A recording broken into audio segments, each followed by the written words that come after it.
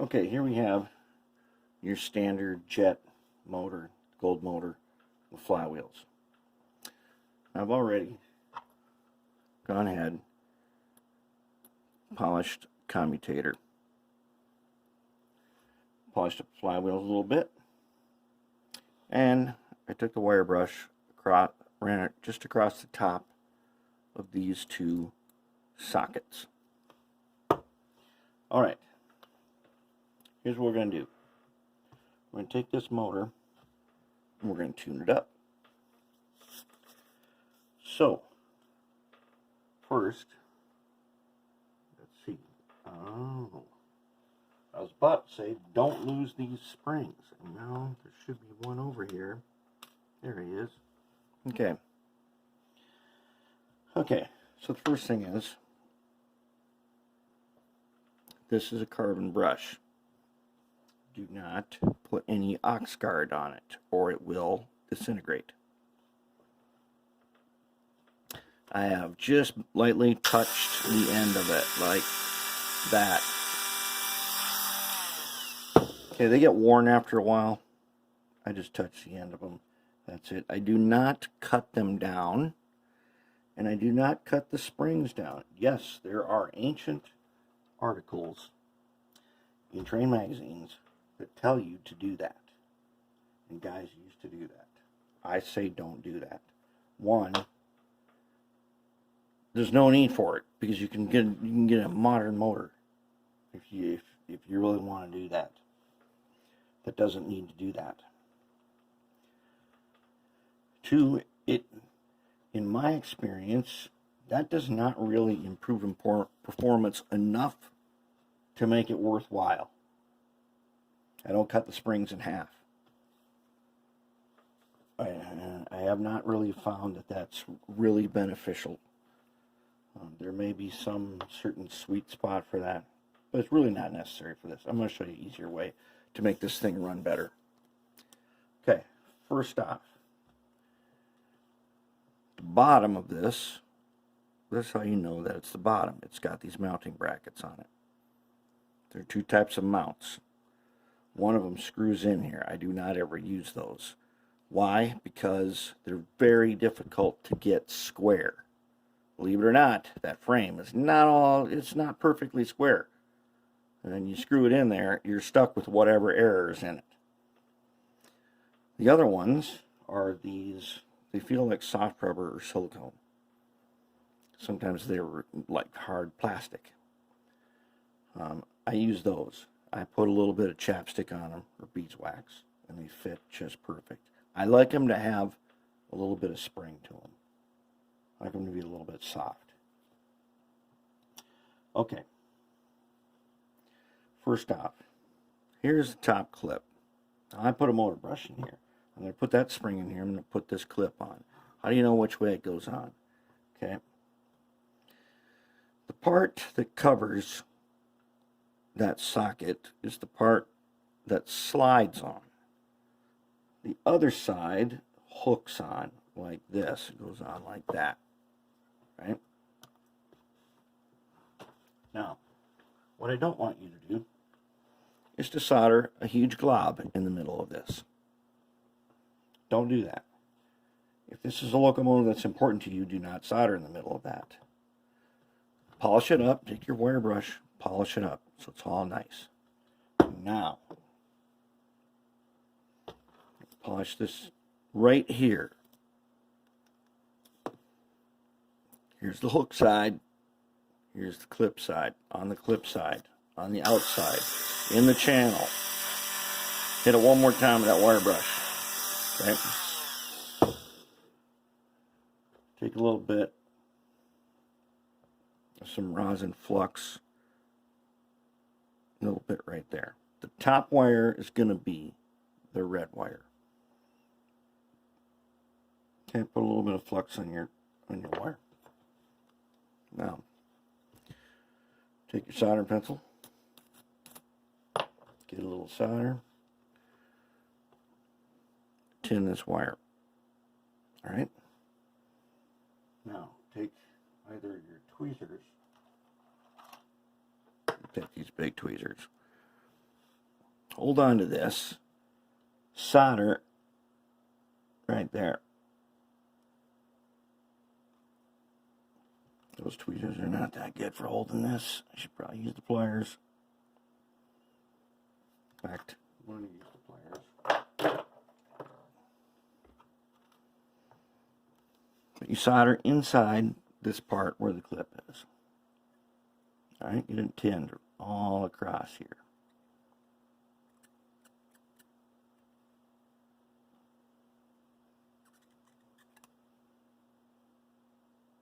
Close enough. Let's put some more flux on there. Alright, now, the motor, the orientation of the motor, I want to take the red wire, I want to solder it like that. Okay? So, what we need, helping hands, right? Helping hands.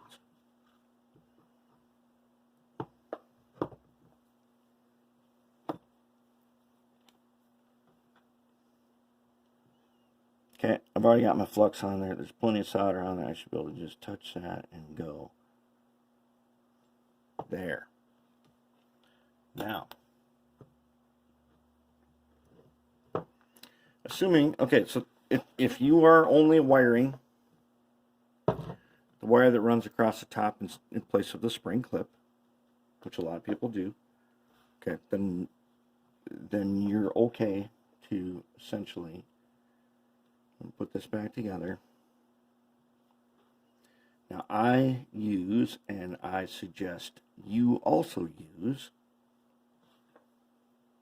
it's a PC board, which I happen to have a little piece of PC board here, which has a gap in it, and I've soldered a piece of copper clad PC board with a strip cut down the middle. You can make your own. I make all my own, and I just have it tinned. Okay, and then I'm going to glue it with some goop. Notice I have not coated this thing with Oxguard yet. I'm going to do that. I'm just going to glue this on here right now. And then, what I'm going to do, I'm going to lift it off. And I'm going to take my Oxguard and the paintbrush, and I want to get it right there. Right there is the most important spot, but all under here. Now I'll get the rest of it in a little bit.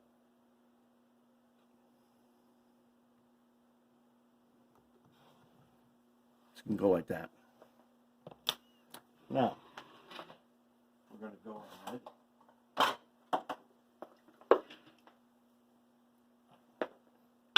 Take our little glass beaker. We're going to pour some acetone in it. Okay. Pour some acetone in it. And take a paintbrush that we only use for acetone. Okay. And we're going to clean off this flux.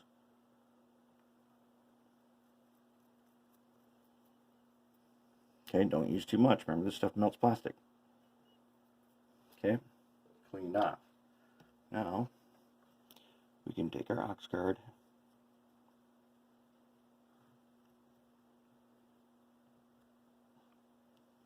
It'll keep it from tarnishing. Do not put Oxguard on this. You don't do that. It does not work.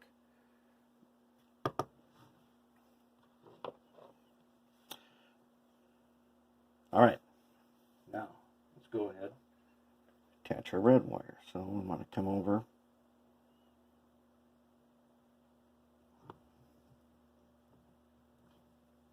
right about there. I have to do it.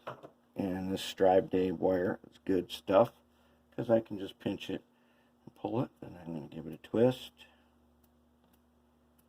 just like that.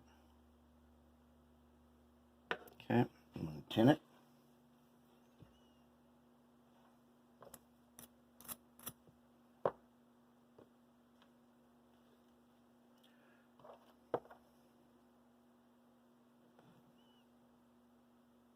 tin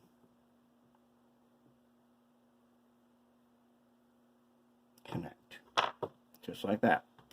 Red wire's on. Okay. Now I'm going to take my black wire. I am going to wire this for hardwire. I'm going to show you what to do if you don't need to do that.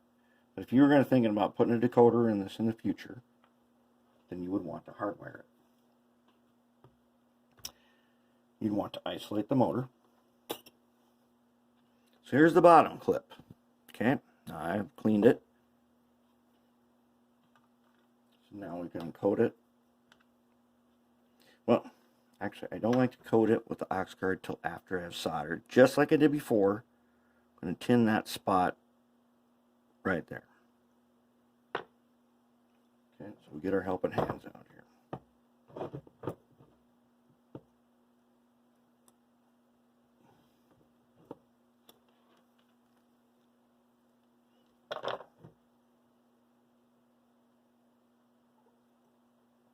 That's where I want you to do it. Don't put it in the middle. Okay, now, when this one is on the bottom, essentially, will be turned this way, right? I want the black wire to come up from the other side, opposite the red. So, I'm going to put a little dab of flux on there, and I'm going to solder this guy into that spot. Oops. It'd be better if I could see him. I want him to go the opposite direction.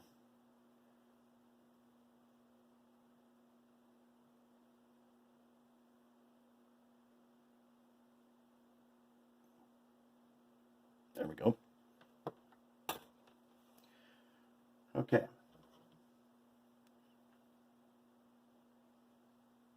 So now I'm going to clean the flux.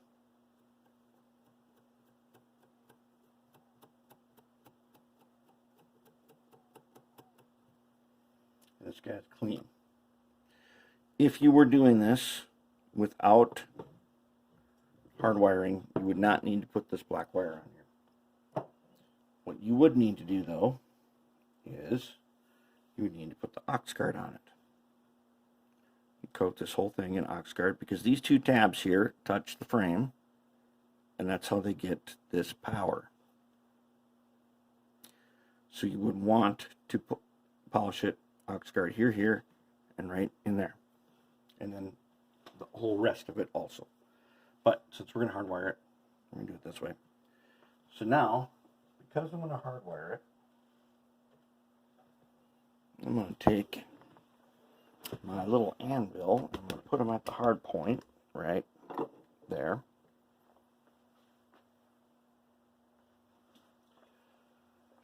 I'm going to take this little hammer here.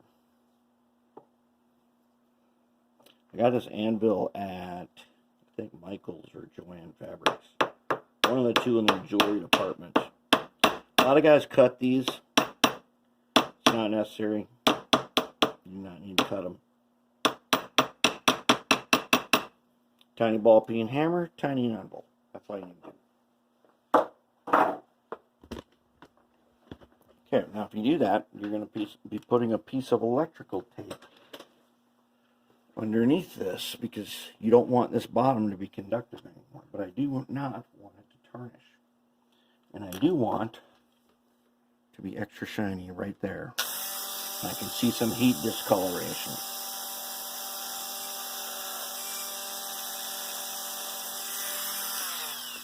Okay, well, one thing I forgot to do. I want the ox guard on the top of the socket because that is brass. Okay. I don't usually put it on the spring since it's phosphor bronze spring. Okay. Flip them over. I've already touched end of the brush. Just drop them in there. I polish that. Beware these springs launching into outer space. That's what they do. That's where they like to be. Oh, that did not get enough. Did not coat this guy. Okay. This ox guard is excellent stuff, and the reason why I say it's so important is it is preventative maintenance.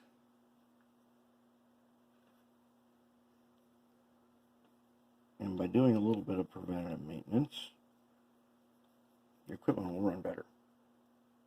And it'll stay running better. And when it's time for an overhaul, it'll be easier and faster to overhaul it. There. Now, bring him up. Yep, it's just the right length. Let's pinch and pull. This step is totally not necessary if you are just wiring the top.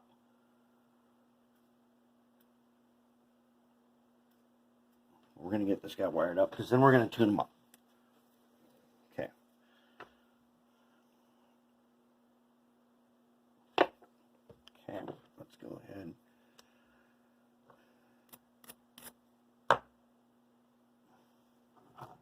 Tune him a little bit.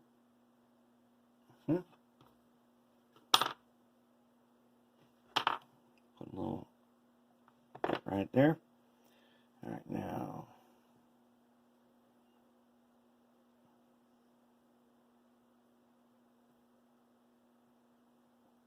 There.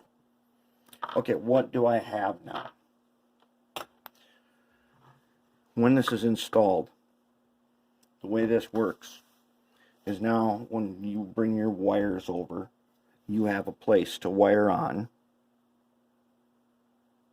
Your wires from the top posts go on to the red side, and if you're wiring black wire, it will go. Those two wires will go on here with this one. Now, if you leave these open, you can still wire this up and don't pound down these. It'll just be ready for the future when you want to do that. If you're not going to be wiring directly to your trucks. But, okay, so now that it's all put together, let's go ahead and clean off the top. Since this motor is actually, it's not being used for anything. We'll go ahead and we will, oops, that was not, oh, I kind of blew it. I'm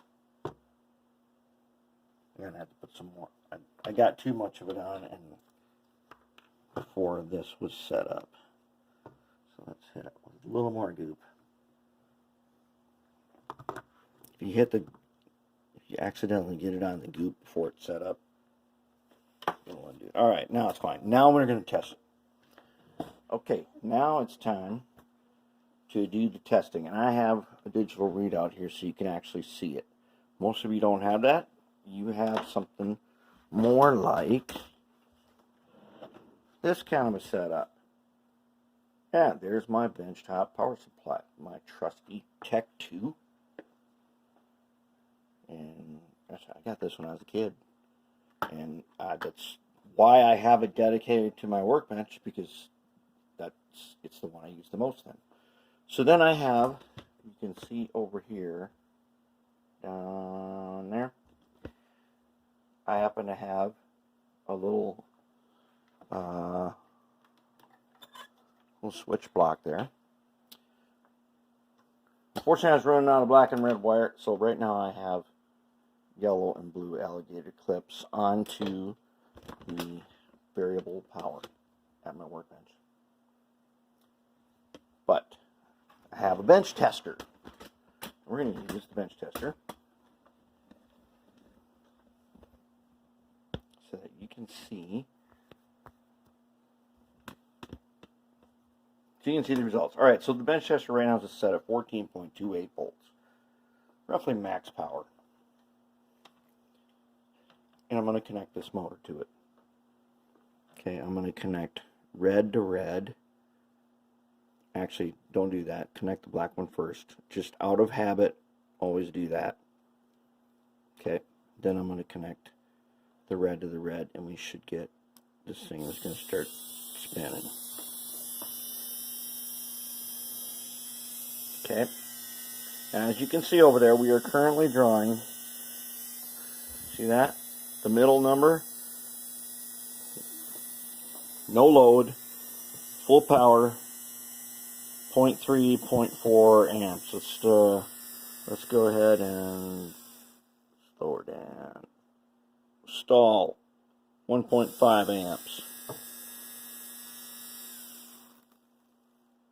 Stalling out at 14 volts, 1.5 amps.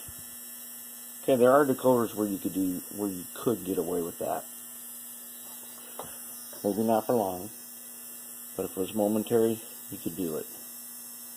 Now, we need to do a tune-up on this thing, right? That's what we're going to do. And how are we going to do that? We're going to take Marvel Air Tool oil that I got at Northern Tool. $10 is like a lifetime supply. My refillable can. Okay, so I'm going to take a number 17 chisel blade, and I've got some already on the top here. I'm just going to take some of that. Get a little dot there. Oh, that's too much. Alright, that's probably good enough. That's maybe a little bit on the heavy side. But now I'm going to go down in here between, on this one, on this end with the commutator, I want to get it, I want to get it between the flywheel and the housing. If I can get it onto the shaft there, probably be okay. Now, what I'd really like to do is I'd pull this back, and I'd like to put some on that washer without getting it like onto the commutator. Let's see if I can do that. Now, when you have the tops off, you can take these apart, and you will not wreck them if you put them back together the same way. But I don't want to get it on the commutator. I want to get it onto that bearing and into those washers back in there.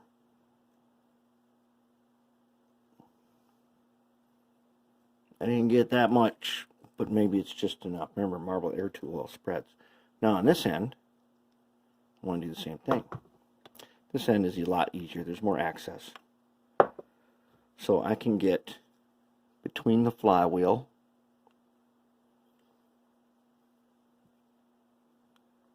and I can get onto between the thrust washer and the bearing right there. Just by touching it, the oil will flow in there. Don't wreck it. Don't put too much on or you will wreck it. Okay, let's check it out. Remember, between 0.3 and 0.4. So let's go ahead and connect it up. Let's see what we got now. Oops. How about we not pull it apart when we're doing this? Be nice if I connect right. There we go.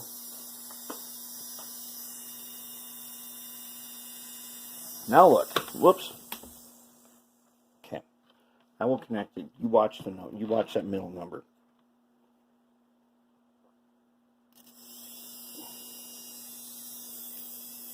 Don't turn it.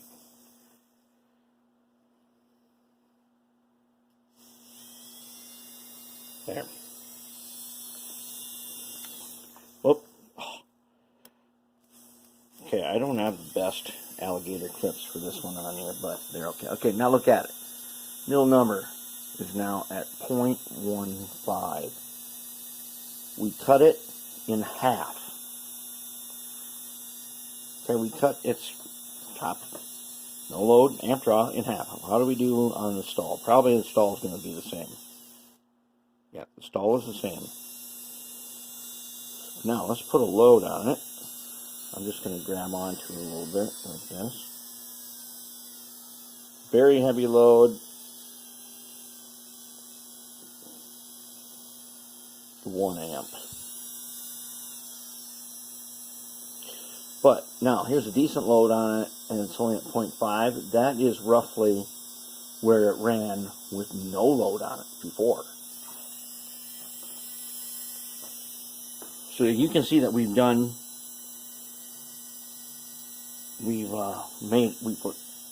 a really good improvement in its performance just by doing that. Let's go ahead and turn the voltage down. So now we're at 5 volts. Stalls out at 0.5 amp. But here's yard speed. This would be perfectly acceptable for a decoder.